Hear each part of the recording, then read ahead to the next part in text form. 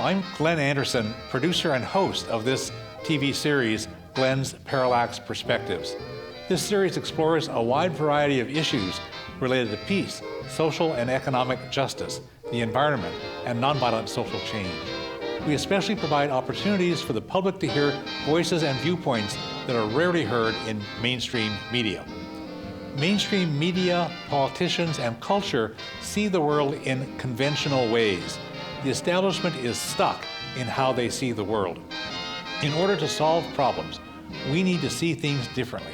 This TV series, Glen's Parallax Perspectives, can help us see things differently so we can solve problems at all levels, from the local to the global. This series is called Glen's Parallax Perspectives. Here's what the word parallax means. Put one finger in front of your nose and another finger farther away. Close one eye, then open that eye and close the other. Your fingers will seem to move. This is called a parallax view. This TV series invites you to look at issues from fresh perspectives.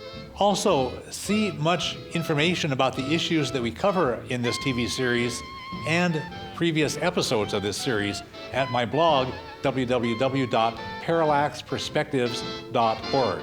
And now I invite you to watch this month's program.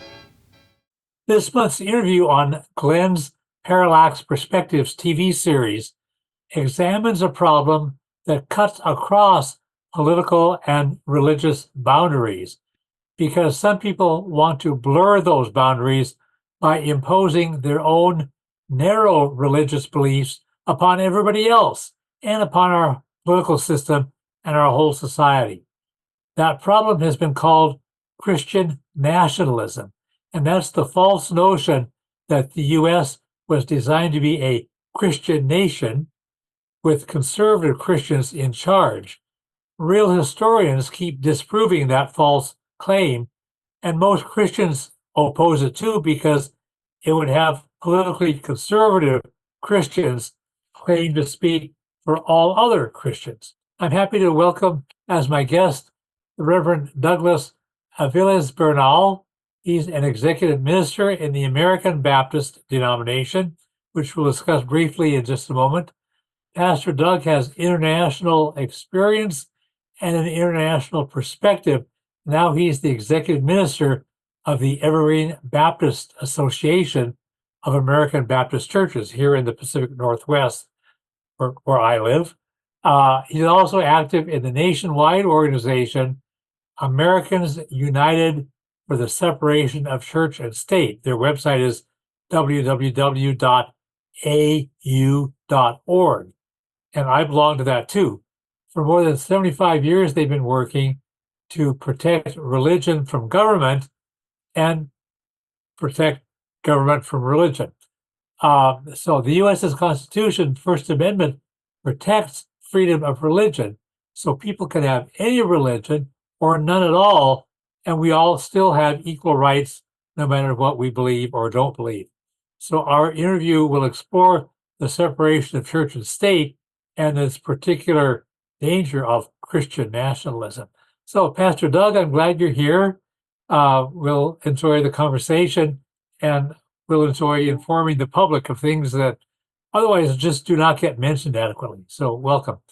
A moment ago, I want to just lay out a pitch here first, and then we'll check in with you.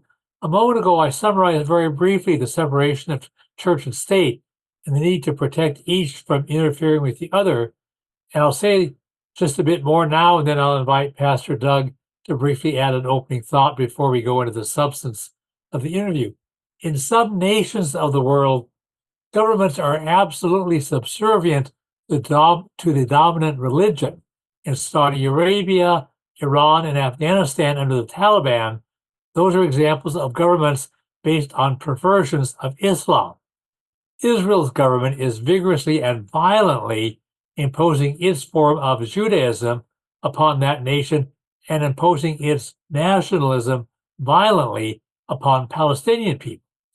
Historically, we know from studying history, the Holy Roman Empire, which allowed the Catholic Church to dominate much of Europe, and some European nations committed horrible acts of cruelty to people who were not deemed to be sufficiently Catholic or sufficiently orthodox in their Catholic faith.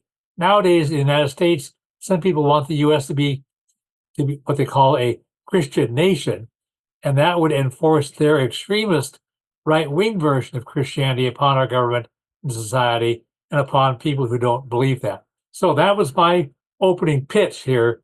Pastor Doug, before we get into the specifics of the interview, is there anything you want to add briefly to this overall concern about protecting church and state from each other? Yeah, I think in religious terms, we would say that the spiritual must not dictate to the temporal. And what we mean really is that any particular group or individual's belief and or the way they exercise that belief, which is through their religion, must not be the source for the rules that govern how we live together. And anytime you intrude in any of those, then we invariably get trouble, because there is, for a lot of religious beliefs, there is no compromising. And we cannot live in diversity without agreeing to terms that we could both mutually live together in. So yeah. Great, thanks. Yeah, I think that's a helpful context for us. Most Americans are not well informed about the differences between different religious denominations. And for example, your denomination, the American Baptist, is very much different from the Southern Baptist denomination that's bigger and better known. Can you briefly summarize the historical roots of the American Baptist and how that differs from the Southern Baptist? Yeah, the original, the catalyst for our separation was slavery. Right around the late 1800s, we had this controversy wherein the Southern Baptists believed that the missionaries that were going on the field should take their slaves with them. And the Northern Baptists believed that, well, there shouldn't be slaves anyway, and much less someone who's professing to share Christ with the world could not possibly go into the world while also owning another human being, which is God's creation. And that was at the root of our separation. That's why we originally became the Northern Baptist Convention, and that has morphed into American Baptist through inclusion. Yeah, I support the separation of church and state, and I know the American Baptists have a long history of doing that too. For quite a number of years, I've known and worked with people of the American Baptist denomination, and they've done really good work on peace. They've done work on separation of church and state and other good issues. So I'm happy to have a chance to interview you. I think you're the first American Baptist I've interviewed on my TV program. Happy to connect here. When we were preparing for this interview, you told me that early in the U.S., before the Bill of Rights was added to the Constitution, Baptists insisted upon the separation of church and state, and you mentioned to me Elder John Leland from Massachusetts, who is strong on that. Baptists have a long history of saying religion and government need to be separate. Government must help all people, and religions take care of their own matters. What else can you add to this? The separation, we believe the separation is important because the results of eroding that separation always end up with prejudice and hurt for others. For whatever reason, whenever anyone who's has a specific religious outlook feels that everyone else must follow that, and if they don't, once you have the power to enforce it, you end up with prejudicial treatment of people and exclusion of others, and often it follows a path of destruction. So we know that from history, throughout the entirety of history, and it applies in both senses, right? A belief system. It doesn't have to be religious. We see that in the communist countries, their belief system was that one, and it ended up in abuse as well. So any belief system must not be the basis for our governance. Right. Thanks. Pastor Doug, both you and I agree that the authentic message of Jesus was to separate religion and political power. And we talked about that a bit while we were preparing for the program on the phone a few days ago. Can you share your information and insights about Jesus' position about faith and political power? Yeah, so I think we Christians believe that God created the world. Jesus is God in this triune complex thing. So my thinking is that if Jesus wanted and believed in political power as a means to carry out the faith into the world, why wouldn't he have been born into the imperial family of the Roman Empire? If Jesus believed that this was the way to do that, why Yeah, he chose to be born outside of power in the traditional sense. So I think that that gives us a big light into how Jesus feels about wielding that sort of power from the base of a faith system. yeah. He was born poor, and God could have had Jesus be born, like you say, into the imperial power structure, but instead, by being born poor, and as we'll talk in a few minutes, Jesus' whole ministry was in solidarity with the poor, the outcasts, the vulnerable people. And so that's how he was wanting to restructure and build a new society from the bottom up. I think that's an important message that the Christian nationalists just don't understand. When we were preparing for this interview, you told me that Christian nationalists want power, but Jesus opposed the establishment and the established powers. Can you tell us some more about Jesus versus the official powers? Yeah, Jesus never was happy with the official powers, whether they be the occupiers, the Romans, or the occupied, the Jews, which were his own people. Uh, And we could tell that through his ministry. He was never in any of the places of power. He was born outside of those powers. He lived outside of those powers, and every time he encountered an official representative of that power, he took them to task. There's one instance when they came and asked him a bunch of questions, and he called them, "You brood of vipers," which was a way to say you're deceitful, self-invested, and you do not care who gets hurt as long as you get your way. And that is at the core of the issue, the selfishness that is opened up once power gets added to it. yeah. If you read through the Gospels with this kind of a consciousness in mind, you'll see it's just a recurring theme. He's up against the rich. He keeps telling the rich, "Give your money away, give it to the poor." And he's up against the religious establishment that tries to oppress everybody else, and so forth. Um, while many Christian nationalists are on the side of the rich people and other powerful interests, Jesus always stood in strong solidarity with people who were poor and people who were vulnerable. Jesus supported society's outcasts and welcomed them with full human dignity. Can you expand further on that theme?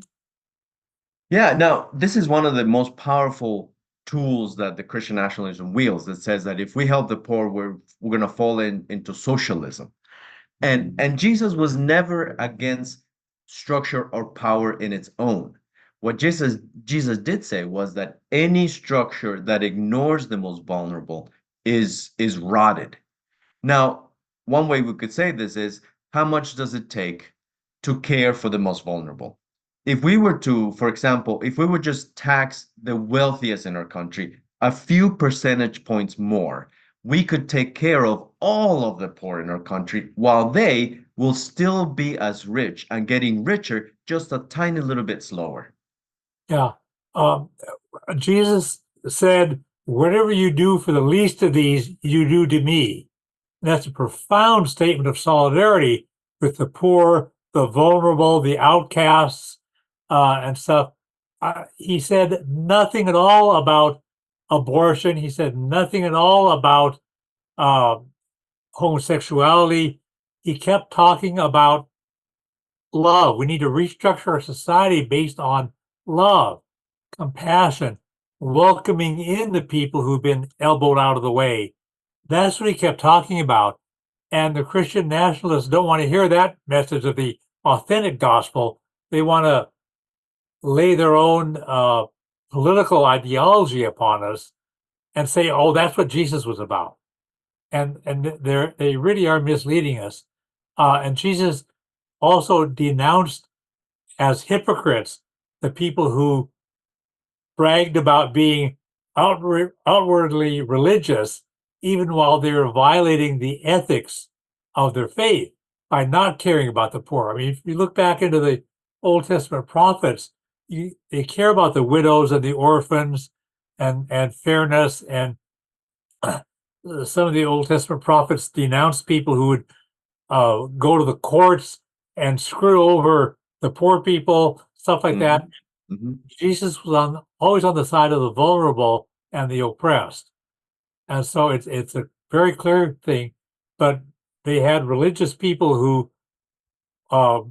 were self-confident about their own religiosity, even while they abandoned the core values of the faith. And he called them hypocrites over and over and over again. Oh, Very clearly. One of the reasons why I oppose Christian nationalism is that its supporters impose their own politics upon religion, as I said a moment ago, and they really are perverting authentic Christianity as Jesus and the early church had promoted. Can you share anything else about the authentic message of Jesus and the early church, and in contrast to what the Christian nationalists are doing? Yeah, the entire time that the church was in its formation, it was outside of power. And it always was focused on caring for the least of these, following Jesus' message that says, whatever you do to the least of these, you do to me. That was the focus and the primary focus. Now, what Christian nationalism does, which is really, to me, is white nationalism. They add Christian because of the power that holds for Americans, but really they're just putting a little Christian varnish over their own nationalism and calling it Christian nationalism. They really just mean white nationalism. Yeah, and we'll talk about the white aspect in just a moment too, because I think that's an important aspect. Go ahead. I didn't mean to interrupt you, but I just Yeah, want yeah. to reinforce that point. Yeah, for example, when they use a phrase that family values is a phrase they commonly use, but what they mean really is something that is not what Christians believe in, right? Christ says, love each other and love others. But what they really mean is do as we say. Because we know that because most Christian nationalist leaders have done everything in their life to undermine the very thing, the very family values they seem to ascribe. Now, the question for us on this side is, how could you follow somebody who you wouldn't have as your pastor in your church because of their moral failings?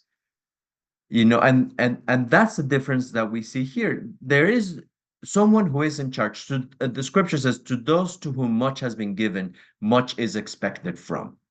And that's the measure we want from our leaders. And if they cannot live under these family values they profess, why should we follow them? And Christ is clear about this. Yeah, yeah. The term family values is kind of a a label to slap over their bias against women, their bias against gay people, and so forth. If they really supported family values, they'd be supporting funding for healthcare for kids, food programs for kids, lifting people out of poverty. But they don't do that. They're on the side of the rich against the poor, and they're against poor families and poor children.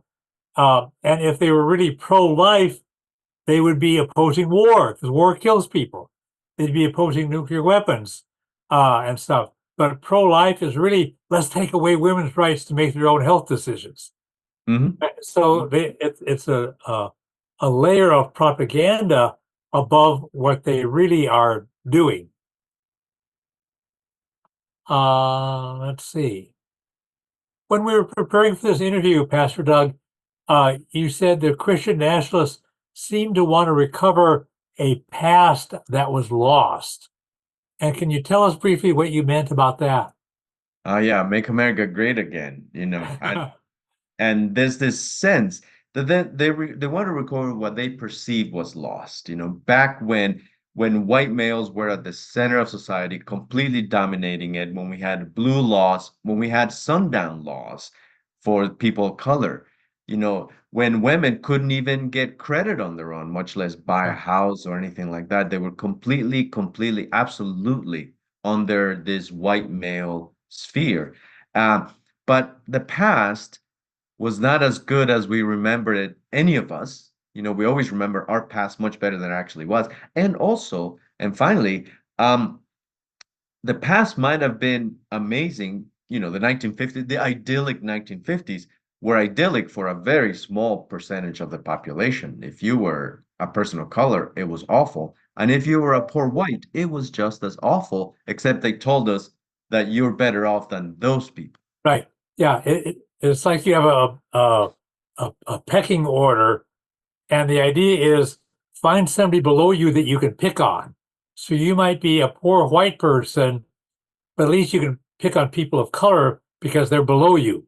And so it's that kind of a hierarchy, and that is contrary to what Jesus taught. He was inclusive and Mhm. radically egalitarian.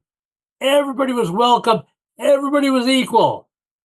That's the new society that Jesus and the early church were preaching and creating. That's Mhm. what real Christianity is about. Yeah, and absolutely one of the things that we forget about Christianity is that Jesus said everyone is equal, but not all ideas are as good as each other, right? And we see that all over because, for example, there are constant instances of Jesus telling his disciples their ideas are wrong. You know, for example, Peter always wanted Jesus to be the Jesus of white nationalism, somewhat, just this authority more powerful than Yeah. everybody. Jesus kept telling him to get back. He even called him get back Satan, which is the great tempter. Yeah. Stop tempting me with those options. So that's an important thing. Jesus said equality for everybody because they're good, but not all ideas are equal. Right. Yeah. And even when Jesus was being crucified, Peter took out a sword and wanted to fight back against the authorities. And Jesus said, put away your sword. That's not how we're going to build the new society. We don't build the new society based on violence. It's based on love and even sacrificial love. So it's a whole different consciousness. Uh, Hmm. Jesus lived in a time and place that discriminated against various kinds of vulnerable people, as we've said, women, foreigners, poor people, people with disability, and so forth. And a moment ago, I said, we both said that Jesus was really in solidarity with them. And now we see a lot of Christian nationalists opposing women's right to make their own health decisions. And we see many promoting white racism. And you've touched on this already, and I remember I've seen probably all of us have seen photos of the January 6th, 2021 insurrection at the U.S. Capitol, and there were signs there saying Christian nation, and there were signs there saying white power.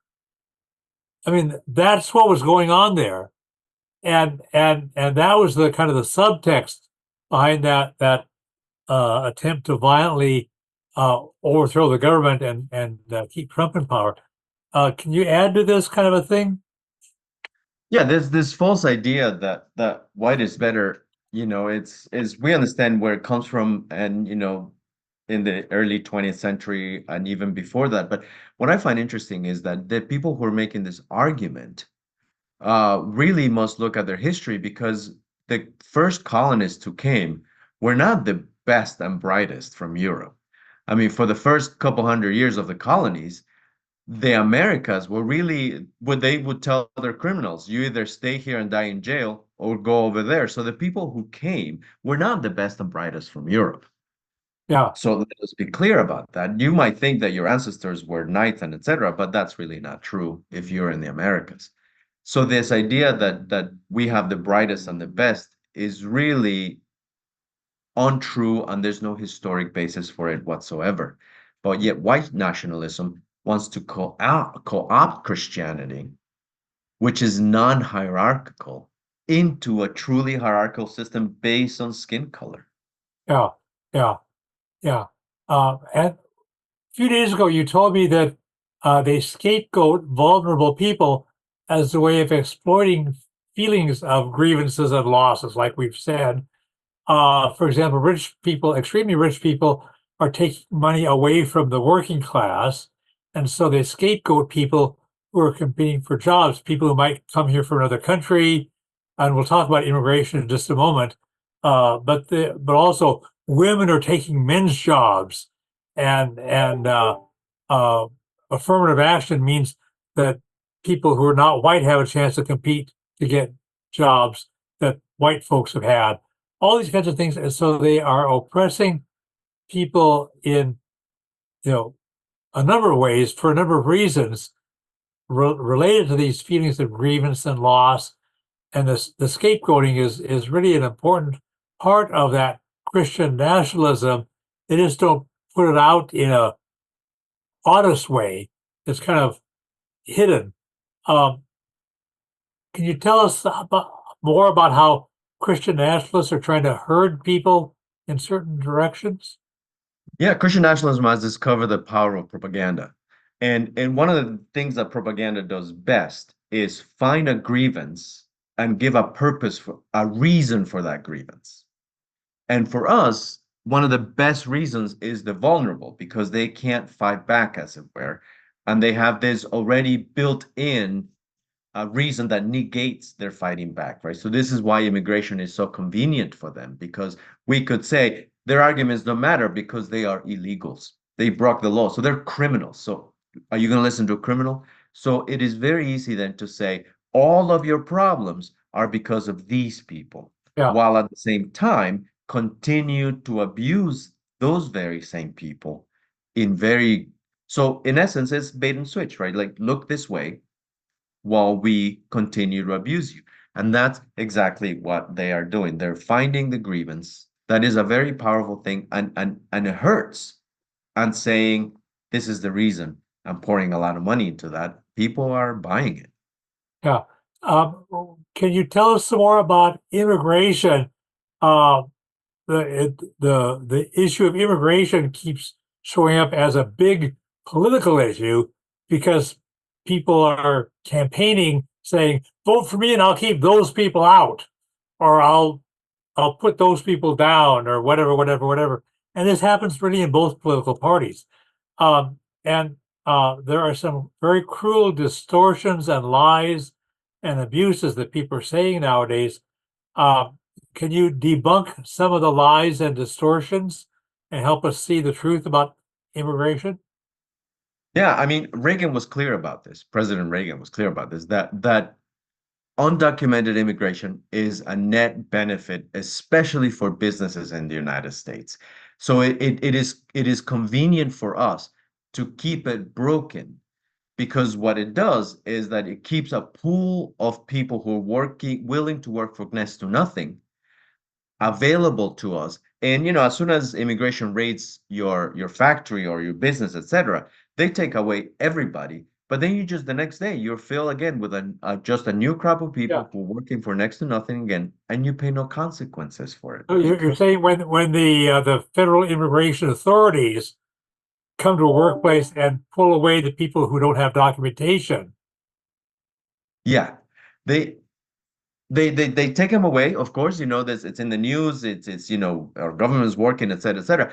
But the owners of those businesses, those owners, yeah, they pay a fine, which is less than the benefit they get from the low wages they pay these people, and then they just get a new crop of the Yeah, same type of people and yeah. keep going, right? And another thing I wanted to say is that there is no legal way for what we call unskilled immigrants to come to the United States.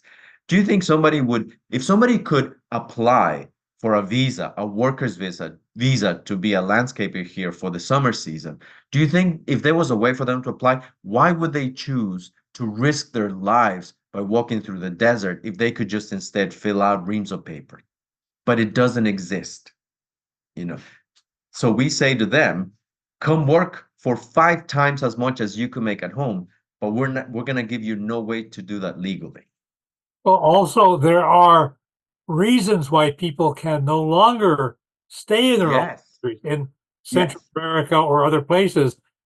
We've screwed up the climate and the environment in ways where I can't farm any longer because we have a perpetual drought. Or the US is exporting cheap US produced corn and undercutting the prices. So I can't make a living by farming anymore. I've gone to the US, or the United States props up cruel governments, military dictatorships, or other cruel governments. and people are oppressed and they have to come here seeking asylum, which they have a legal right to do, even though the government denies them that right. But Mhm. there are a lot of valid reasons why people have to leave and come here. And those don't get talked about enough. Yeah, I mean, for example, NAFTA, when NAFTA passed in the 90s, the way it was sold in Central America was you will be able to sell your corn in the United States at United States prices. And people got excited, voted for it, they were all for it. What happened instead was that as soon as NAFTA passed, subsidized corn from the United States flooded Central America. And subsistent farmers who had been farming corn for decades, generations, could no longer sell their corn because American corn was cheaper than it cost for them to produce. So what did they have to do? They could either starve or come to the United States and farm the corn that was going to be sold in their countries.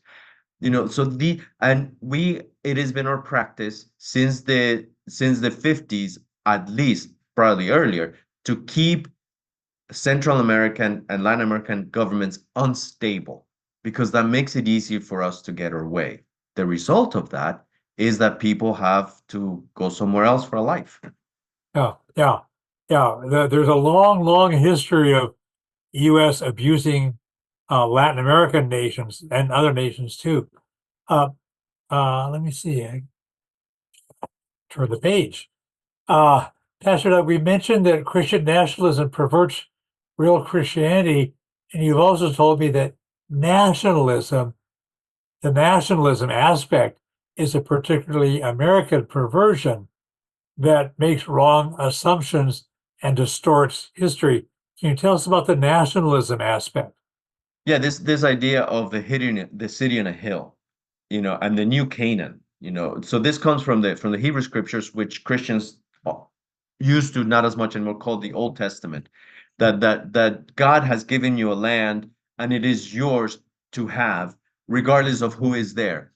The difficulty was that the perversion of theology there is that when we got that message, it was specific place, it was Canaan. The United States, America is not Canaan, and we therefore do not have the right to have this land regardless of who is in it. But it's been very good to say God gave us this nation and let the people here away from us. And this is a perversion of theology. God did not say, I will give you America, and you could do as you please with whoever lives there. That is an absolute perversion of theology and God's message to us. Yeah, and the U.S. government for many, many, many years tried to kill as many Native Americans as possible, and now a lot of them are kind of stuck on reservations, and we're not adequately taking care of the people on the reservations with health care and whatever else. So that racial bias and that nationalism and that perversion, all that stuff ties together. Another point that you and I have talked about when we were preparing for the program that I want to build upon in just a moment is that some Christian nationalists say that we live in a bad world. So in that bad world, we have to use violence. But you and I both know that Jesus persistently urged nonviolence. Can you tell us a bit about this? And then I want to expand upon that. Yeah, this idea that the best way to live in a world that we have is to be just better at violence than other people is just silly. It makes no sense. I mean, how could violence possibly be the best answer for violence? And Jesus was very clear about that. When Jesus, we discuss in our conversation previously, turn the other cheek conversation, right? That sometimes Christian nationalists say that is you become a doormat. You just say hit me again, but really what Jesus did in the way that it was framed culturally, what Jesus said was, I am going to stand here firmly as your equal. So if you want to keep going, you have to treat me as an equal instead of the way you slap me. And that is a very powerful thing to do. We also remember, Abraham Lincoln was very good with translating scripture language into life. One of the things he said roughly was the best way to defeat your enemies is to make them your friend. Because if you defeat them by being better at violence, it just means that them or their kids will get back at you once they can. But if they're your friends, it's over. Right, right. I want to take about 5 minutes and build upon that, uh, the turn the other cheek thing and then related stuff. So indulge me for 5 minutes. Jesus persistently taught and practiced nonviolence, and he spoke to people, especially people who were poor, outcast, vulnerable, and oppressed. And the people in his time and place understood the things that he said, even though nowadays, in our time and place, we don't have that context. But he urged people to trust God, and he urged people to use nonviolence, including nonviolent ways to liberate themselves from oppression. So I want to share three things that Walter Wink said. He was a great biblical scholar who researched the realities of Jesus' time and place. He wrote a number of smart, insightful books about Jesus' radical message for his people. And unfortunately, Americans do not understand that context. So I want to bring us up to date and help us share how Jesus encourages people to practice nonviolent resistance. So the society that he lived in 2,000 years ago discriminated against lots of kinds of people, women, foreigners, poor people, people with disabilities, and so forth. And Jesus kept reaching out to those folks with a message that affirmed and validated everybody's equal human dignity. And his appeal went far beyond the typical Christian theology of save your souls. It was like, we got to restructure society here. And he persistently taught people that God wants a truly egalitarian society where every person is equal in God's sight and all people need to be brought together in equality for a truly egalitarian society that affirms all kinds of people. So what he said over and over again was condemnation of rich people for refusing to share with the poor, and the hypocrites who claim to be religious but violated the ethics. So I want to go through three things from Walter Wink's clarification of Jesus' Sermon on the Mount in chapter 5, 6, 7. There's a sequence of three teachings, one right after another, in which Jesus urged people to use nonviolent resistance against oppression. And the person who compiled the oral things that people remembered for decades after Jesus said them, compiled them into Matthew's gospel, put them into this sequence to emphasize that Jesus was promoting nonviolent resistance against oppression. So they come from Matthew 5, 38 to 41, made a lot of sense to the people that Jesus was speaking to at that time. Nowadays, people don't know the context, so I'll explain the context. And you'll see why the authorities saw Jesus as a nonviolent revolutionary, and why they wanted to kill him. So the first one was turn the other cheek. And you mentioned this already. When Jesus told people to turn the other cheek, he was not people to just let themselves get beat up. Rather, he was showing how oppressed people can nonviolently resist their oppressors. In the society where Jesus lived, the left hand was used only for toilet functions. The right hand is what you did everything with. Everything you did, you used the right hand. And so in Matthew 5:39, he specifies that if somebody strikes you on the right cheek, and on the right cheek, for somebody to strike you in the right cheek, that would be the back of their hand, because they'd have to use the right hand. So the back of your arm and elbows don't work right to slap with the hand. But two men of equal social status would fight each other by slapping with the face of the hand, right? The front of the hand. But Jesus said if somebody slaps you on the right cheek, and he specifies right cheek, which means the backhand, that's the dismissive, that's the put down. And that's what a man would use the back of the hand to backhand his wife, a kid, a slave, whatever. And that's a backhand. And so Jesus said, if somebody slaps you on the right cheek, turn the other cheek also. Now, once you turn the left cheek, you can't do the back of the hand on their left cheek because your elbows and arms don't work that way. You'd have to use the face of your hand, the front of your hand. But that's what people of equal status would use. So what you're doing is by turning the cheek, you're elevating your status and saying that it's a clever way to expose the oppressor's class-based oppression and elevate the victim's status to be that of the equal in that conflict. Wow, and the people you're speaking to would understand that. Nowadays, we don't know that. Second thing, right after that, the very next verse, Matthew 5:40, he talks about nonviolently resisting economic oppression. He says, if anybody would sue you and take your coat, let him have your cloak also. Now, at that time, people wore two garments. One was a lightweight, kind of like a nightgown sort of thing, a lightweight thing. And then that would be the cloak, and then there'd be a coat over that. And the poor people he was talking to knew exactly what he meant, but nowadays we don't know this. But poor people would have to take out a loan, and you have to give away your coat as collateral. So now First National Bank has your coat and as collateral for your loan.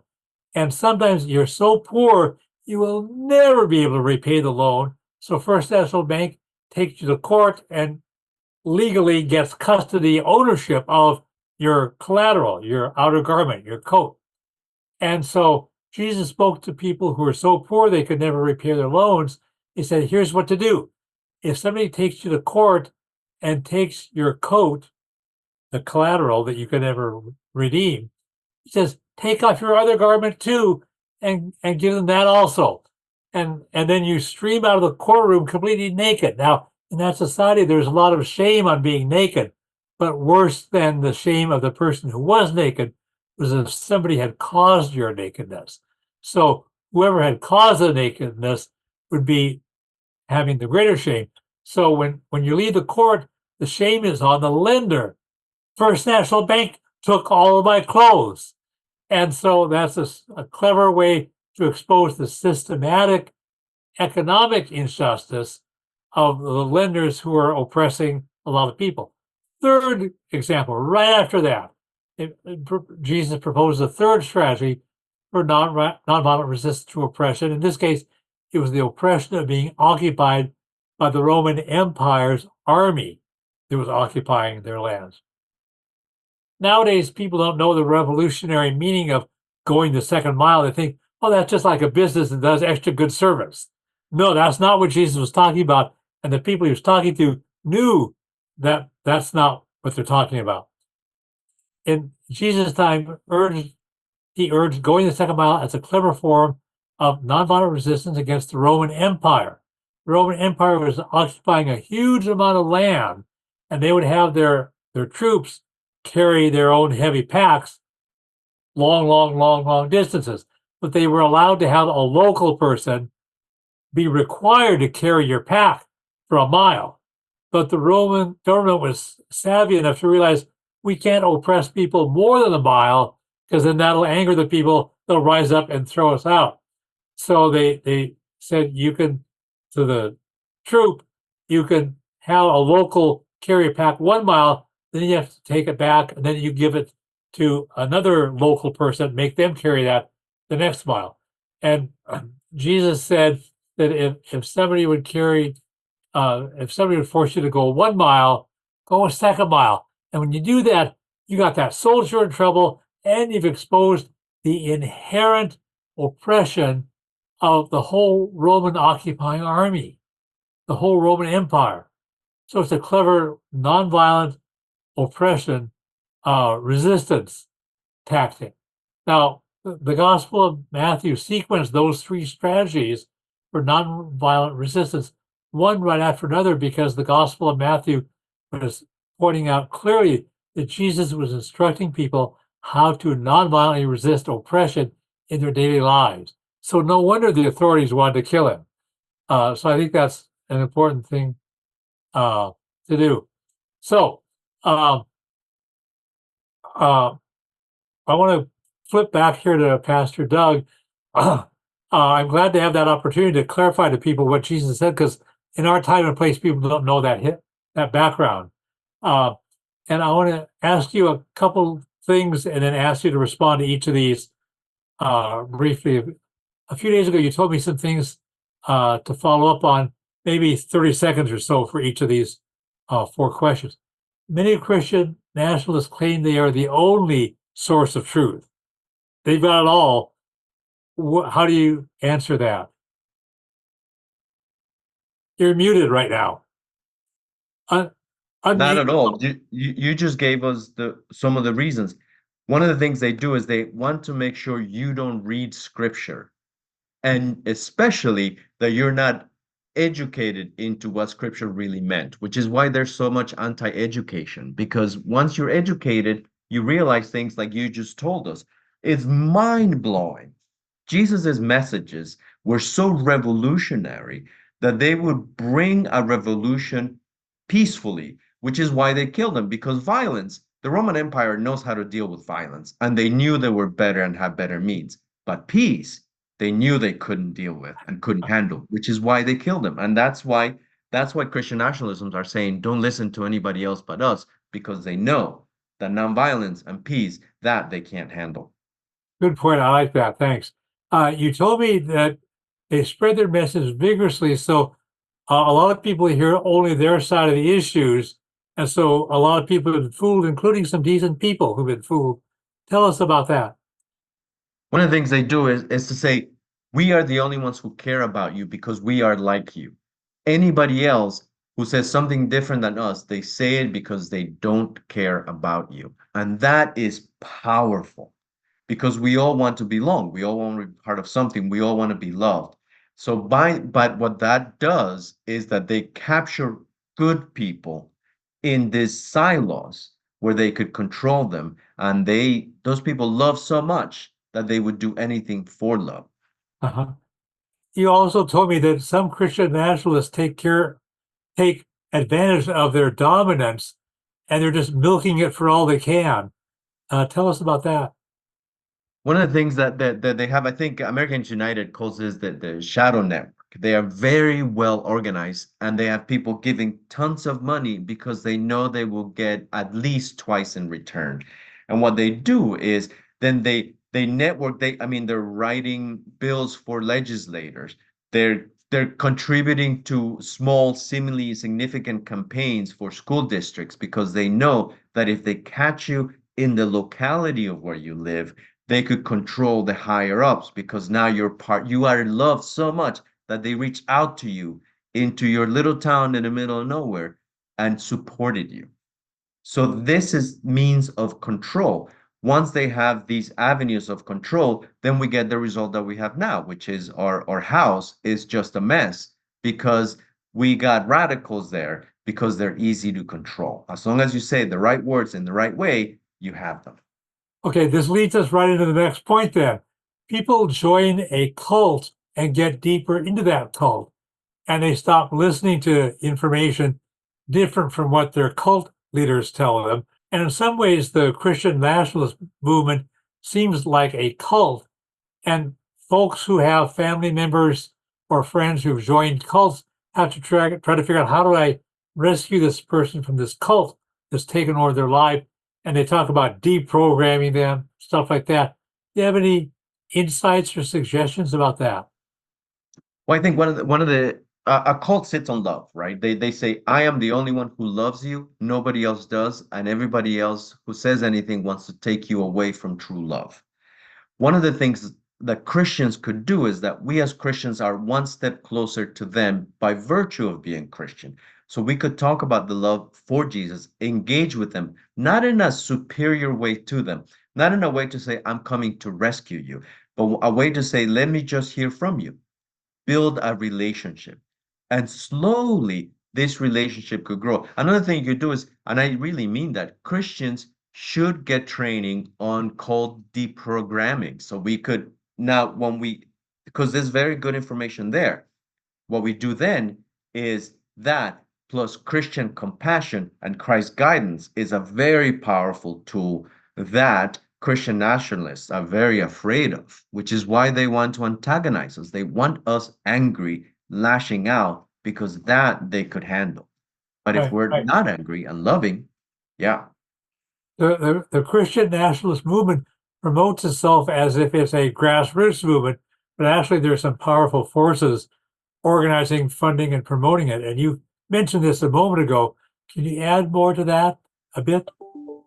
Yes, there are very wealthy people pouring millions into this propaganda.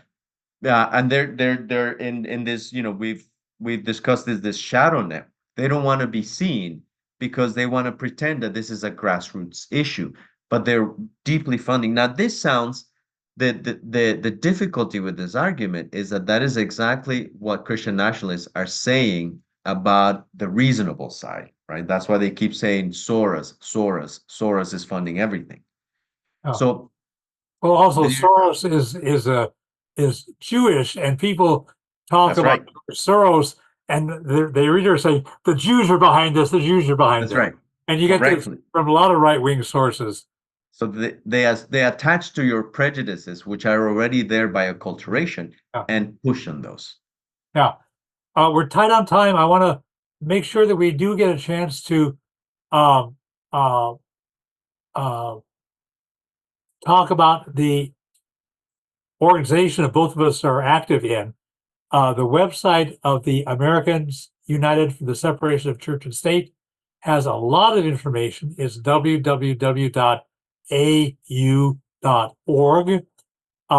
I produced and hosted 2 previous TV interview programs on the topic, and I'll post it when I post this video to my blog. I'll post the links so people can watch those.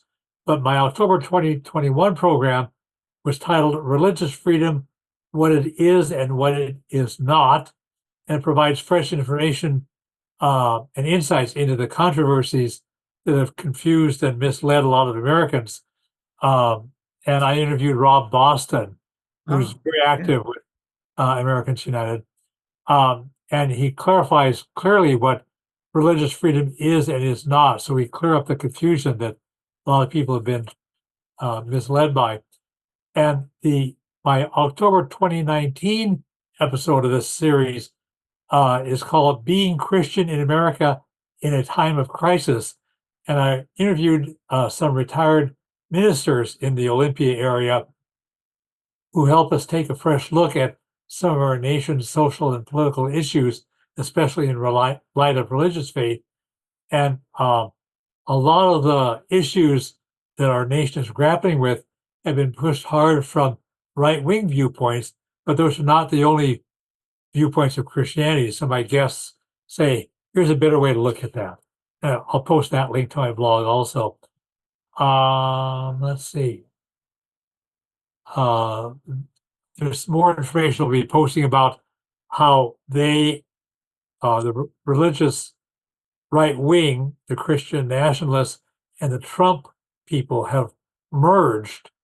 And I'll post links to that information.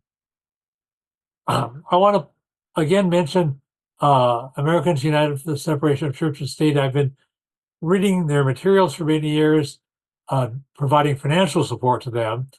And again, I want to mention their website, www.au.org. And, they point out that we need to protect our society from other people imposing their beliefs upon us and taking away our rights and freedom. And also, I believe we need to protect religion from being abused by governments, as we have seen in different places around the world and throughout history. Is rare in the U.S. nowadays compared to other nations, but the February 2024 magazine of AU focuses a number of articles about Christian Good. nationalism. Yeah. It's a Yeah. great article or great issue. I read all their magazines, but you can read their February 2024 magazine issue about Christian nationalism at their website, au.org. I want to thank the Reverend Douglas Avilesbernal for sharing his information and insights with us. I want to thank the people who've been watching the TV program. I'm deeply concerned that Christian nationalism is hurting us in 2 big ways.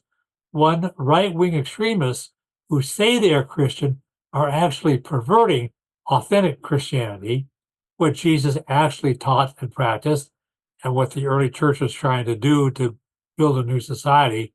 And they've been deceiving the public and hurting people's faith. They're also slandering real Christianity and deceiving the public. Second way that they hurt us is those right-wing extremists are trying to impose their beliefs and their politics upon our entire nation. They're taking away everybody else's religious freedom and our political rights, and that's bad for society, and that's bad for most Americans.